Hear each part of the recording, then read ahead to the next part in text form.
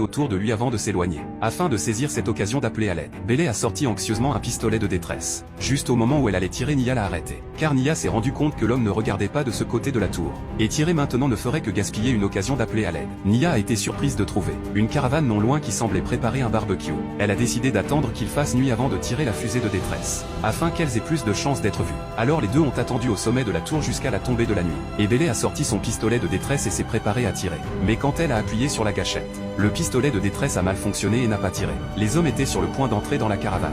Et si elles ne tiraient pas, elles allaient rater leur chance d'appeler à l'aide. Et Bailey a dû réessayer. La fusée lumineuse a instantanément attiré l'attention des hommes. Nia a agité son téléphone portable au-dessus d'elle en haut de la tour.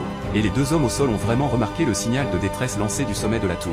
Après avoir réalisé que l'autre partie avait remarqué leur présence, les deux ont applaudi avec excitation, enfin sauvés. Mais la réalité n'était pas ce que les deux imaginaient. On a vu que l'homme avec un pied de biche forçait la vitre de la voiture. En voyant cette scène, Nia a juré de colère. L'homme, après avoir volé la voiture, a